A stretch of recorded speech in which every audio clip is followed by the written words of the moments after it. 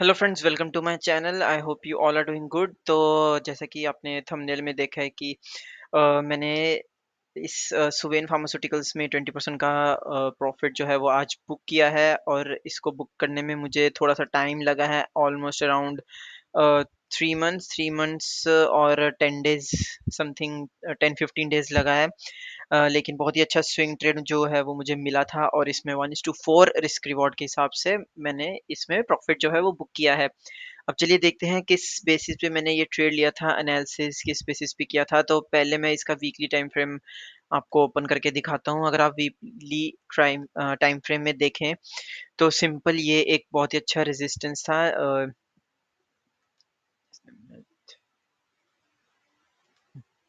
यहाँ पे देखें, रेड लाइन जो मैंने बनाई है वो बहुत ही इंपॉर्टेंट रेजिस्टेंस लाइन थी, और यहाँ पे जो नीचे रेड लाइन है वो एक अच्छी सपोर्ट लाइन थी।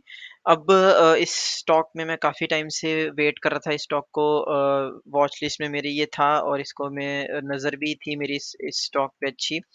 तो यहाँ पे देखें किस तरीके से यहाँ पे जब हमें डाउनफॉल देखने को मिला, ये एटलीस्ट अक्टूबर 2022 तक इसमें काफ़ी अच्छा डाउनफॉल था, और उसके बाद ये 3 वीक्स काफ़ी अच्छा इसमें बाइंग हमें देखने को मिली। फिर भी इसमें बाइंग अभी इतनी ज़्यादा तो नहीं थी वॉल्यूम के हिसाब से, बट स्टिल काफ़ी अच्छी कैंडल्स यहाँ पे बनने को मिली। अब डेली टाइम फ्रेम में मूव होते हैं, क्योंकि मैं मोस्टली स्विंग ट्रेडिंग जो है वो डेली और वीकली में ही लेता हूँ। लेकिन इसमें मैंने डेली के हिसाब से लिया था, जो स्टॉप लॉस था वो मेरा डेली के हिसाब से ही था। तो यहाँ पे देखें, ये जो आपको लाइन दिख रही है, इस डेट को मैंने इस स्टॉक में एंट्री की थी। ये है 16th जून को, और जैसा कि आपको पता है कि मैं डे के एंड में ही ट्रेड लेना पसंद करता हूँ, स्विंग ट्रेड, क्योंकि डे के एंड में ही हमें समझ में आता है कि ब्रेकआउट सक्सेसफुल है या फिर फेक ब्रेकआउट है। तो यहाँ पे ये जो ग्रीन कैंडल दिख रही है, इसके हाई के आसपास मेरे 485 के अराउंड, 485.5 के अराउंड मेरा जो है वो एंट्री हुआ था यहाँ पे उस टाइम पे। 3 और या फिर 3-5 पे जो एंट्री हुई थी मेरी 16 जून को, और आज मैंने इसको जो है वो बुक किया है। आज है 12th अक्टूबर को। तो ऑलमोस्ट ये 110-18 डेज का ये जो है पीरियड है, लेकिन इस पीरियड में 20% का gain is not a bad. आपको 3-3.5 मंथ्स में 20% मिल रहा है, उससे अच्छा कुछ भी नहीं हो सकता है, इसलिए swing trading is best trading. तो एनालिसिस हमें अच्छे होने चाहिए हमारे। और यहाँ पे अब अगर हम एंट्री में डालूँ, तो मेरा यहाँ पे अगर आप एंट्री लो 485.6, तो मेरा जो स्टॉप लॉस था वो इनिशियल यही स्टॉप लॉस था मेरा मेन, और ये जो स्विंग लगा था, और उसके बाद एक यहाँ पे एक अच्छा बड़ी कैंडल बनी थी। अगर आप ये देखें तो आज मैंने 582 या 83 के अराउंड बुक किया है। तो ये एग्जैक्ट 1:4 और 20% है, जैसे कि आपको यहाँ पे दिख रहा है 20% गेन जो है वो मुझे इसमें मिला है। अब एनालिसिस की बात करते हैं, तो अगर आप ध्यान से देखें, तो जब ये मार्केट अपसाइड मूव कर रहा था, यहाँ पे जब ये इस रेजिस्टेंस लाइन को जब इसने ब्रेक किया, फिर इसको रीटेस्ट भी किया, फिर यहाँ पे काफ़ी देर कंसोलिडेशन होने के बाद मुझे यहीं कहीं पे एंट्री लेनी थी, लेकिन यहाँ पे एक बड़ी कैंडल रेड बन गई, जिसकी वजह से मैंने फिर वेट किया, और फिर ये अगर आप देखें तो इतना बड़ा इसका जो है वो कंसोलिडेशन पीरियड रहा है। यहाँ से पहले इसने यहाँ से यहाँ तक के कंसोलिडेशन दिखाया, और इसके ऊपर एक भी कैंडल ब्रेक नहीं हुई। फिर उसके बाद इसने यहाँ पे फिर से कंसोलिडेशन करना यहाँ जो है वो शुरू कर दिया, इस स्विंग के इसी बॉक्स के नीचे यहाँ से फिर से एक कंसोलिडेशन करना शुरू कर दिया। अब ये देखिए, यहाँ सॉरी, यहाँ पे यस, यहाँ पे इसने कंसोलिडेशन करना फिर से शुरू कर दिया। अब ये कंसोलिडेशन पीरियड काफ़ी बड़ा था, मार्च से लेके ऑलमोस्ट जून तक का।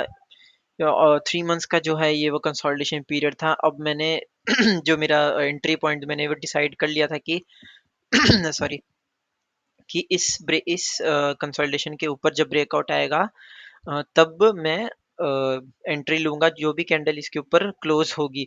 तो यहाँ पे ये 16th जून को यहाँ पे क्लोजिंग आया और यहाँ पे थोड़ा-सा वॉल्यूम भी इंक्रीज़ है। तो अगर आप देखें, थोड़ा-सा ग्रीन कैंडल थोड़ा-सा बना-बना हुआ है यहाँ पे नीचे वॉल्यूम का।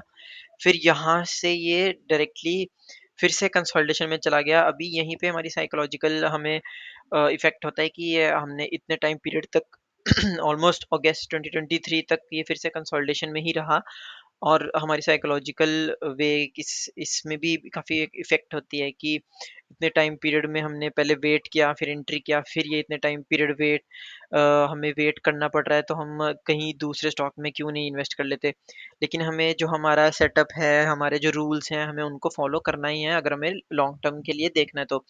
तो यहाँ पे फिर अच्छा खासा कंसोलिडेशन फिर से हुआ, फिर एक ब्रेकआउट आया, फिर यहाँ पे फिर एक ब्रेकआउट आया, फिर एक बड़ी कैंडल बनी और काफ़ी अच्छे बड़े वॉल्यूम के साथ। तो यहाँ पे अभी थोड़ा-सा मुझे कन्फर्मेशन हो गया था कि अब ये स्टॉक जा सकता है और मेरा टारगेट पहले से ही मैंने डिसाइड किया था कि मैं रेजिस्टेंस लेवल तक पूरा टारगेट लूँगा एटलीस्ट 20% का, उससे पहले एग्ज़िट नहीं करूँगा। फिर यहाँ पे फिर कंसोलिडेशन हुआ, फिर आप देखें यहाँ पे एक ब्रेकआउट आया फिर से इस ग्रीन कैंडल में, फिर यहाँ पे थोड़ा-सा रिट्रेस हुआ, फिर यहाँ पे अच्छा खासा आया। फिर जब यहाँ पे रेड कैंडल ये बन गई थी, तो मैं इस रेड कैंडल पे ही पहले एग्ज़िट करने वाला था बट आई थॉट कि ये एक थोड़ा-सा रिट्रेसमेंट हो सकता है क्योंकि ये एक बहुत ही इम्पोर्टेंट लेवल है। वीकली टाइम फ्रेम के हिसाब से हमने देखा था कि ये एक जो मैं आपको दिखाता हूँ अभी सर्कल करके ये वाला जो रेड लाइन एरिया है, ये बहुत ही इम्पोर्टेंट एरिया था। तो यहाँ पे एक ग्रीन कैंडल बनना तो पक्का सॉरी रेड कैंडल बनना तो पक्का ही था। तो फिर जब यहाँ पे रेड कैंडल बननी शुरू हुई तो और जब छोटी-छोटी कैंडल्स ही बन रही थी, फिर एक बड़ी जब बिग कैंडल बनी ग्रीन की तो मुझे थोड़ा-सा और कॉन्फिडेंस हुआ कि अब ये 100% इस रेजिस्टेंस के ऊपर क्लोजिंग देने की हम ज़रूर कोशिश करेगा। तो आज सुबह से ही जब हम देखें तो ये इसका ओपन लो सेम ही है, तो आज सुबह से ही इसमें काफ़ी अच्छी बाइंग हो रही है और क्लोजिंग भी इसने काफ़ी अच्छी दी है। अभी ये स्टॉक और भी ऊपर ईज़िली जा सकता है बट एज़ पर रूल जो मेरा रूल है मुझे टारगेट पे निकलना ही होता है, तो मैं टारगेट पे निकलता हूँ, उसमें मैं फिर लालच नहीं करता हूँ। हाँ, इसमें हम ट्रेल कर सकते हैं बट इसमें मैंने ट्रेल इसलिए नहीं किया क्योंकि जो मेरा रिस्क रिवॉर्ड था वो ऑलरेडी 1:4 था, तो इसलिए मैंने इसमें ट्रेल करना मुझे कुछ वो बेनिफिट नहीं लगा, तो मैंने सोचा कि मैं इससे अच्छा किसी और स्टॉक में अब स्विंग ट्रेड एक अपॉर्चुनिटी जो बन रही है वहाँ पे स्विंग ट्रेड लूँगा। तो जैसे ही मेरा कोई और स्टॉक भी अगर स्विंग ट्रेड के हिसाब से प्रॉफ़िट होता है तो मैं उसकी वीडियो भी शेयर करूँगा। तो इसी तरीके से हमें जो है गाइज़ ट्रेड लेने होते हैं और एनालिसिस के अपने एनालिसिस पे बिलीव करना सबसे इम्पोर्टेंट है क्योंकि अगर हम अपने एनालिसिस पे ही बिलीव नहीं करेंगे तो हमें मार्केट प्रॉफ़िट कभी भी नहीं देगा और अपने स्टॉप लॉस पे तो बिल्कुल अ, रहना ही रहना है और स्टॉप लॉस से घबराना नहीं है, छोटा लॉस इज़ फाइन और अपनी आपकी जो कैपेसिटी है उसके हिसाब से अगर आप लॉस ले रहे हो तो इट्स एब्सोल्युटली फाइन चाहे आप 1 क्वांटिटी लो, 2 क्वांटिटी लो या फिर 1000 क्वांटिटी लो लेकिन आपको रात को चैन की नींद आनी चाहिए। उस हिसाब से हमारा स्टॉप लॉस होना चाहिए। तो स्विंग ट्रेडिंग में आपको टेंशन बहुत कम होती है और आप अलर्ट्स भी लगा सकते हो और आपका टाइम फ्रेम जो होता है 30, 90 डेज़, 60 डेज़ में आपको टारगेट्स मिलते हैं, जो भी आपके एनालिसिस होते हैं 1:2, 1:3 या 1:4।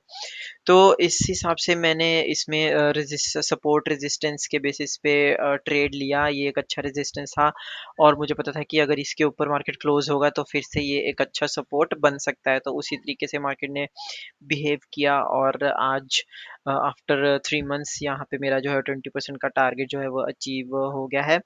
तो आई होप आपको इस वीडियो से लर्निंग मिली होगी। अगर आपको कुछ भी कमेंट्स हैं, कुछ और क्वेश्चंस हैं, सजेशंस हैं तो प्लीज़ कमेंट बॉक्स में टाइप करें और अगर आपको मेरा वीडियो अच्छा लगा है तो please like, share and subscribe my channel. तो गाइज़ यही तो मुझे आपसे डिस्कस करना था कि किस बेसिस पे मैंने ट्रेड लिया, कहाँ पे कंसोलिडेशन हुआ, कहाँ पे ब्रेकआउट हुआ, कैसी मेरी साइकोलॉजिकल लेवल बीच में चेंज हुई थी, कहाँ मैं रेजिस्टेंस पे एग्ज़िट करने वाला था लेकिन मैंने वेट किया, मार्केट को थोड़ा-सा समझा। जबकि अभी इस टाइम पे देखें तो वॉर का भी पीरियड चल रहा है और पैनिक भी होता है इस टाइम पे थोड़ा-सा बट स्टिल हमें हमारे एनालिसिस पे टिके रहना है, चाहे वॉर हो या फिर कुछ भी पॉलिटिकल मैटर कुछ भी हो। तो गाइस मिलते हैं नेक्स्ट वीडियो में till then take care bye bye and keep learning सबसे इम्पोर्टेंट आप रोज at least half an hour charts read करना शुरू करो जिससे कि आपको समझ में आएंगे पैटर्न्स इजी आइडेंटिफाई होंगे और आपको नए नए पैटर्न्स भी दिखेंगे कि और और आपके नए जो है स्ट्रैटेजीज़ भी बनती हैं उससे और एक काफ़ी अच्छा एज भी आपको समझ में आएगा। तो डेली एक्सरसाइज़ प्रैक्टिस करना is very important and bye, bye bye, take care, thank you.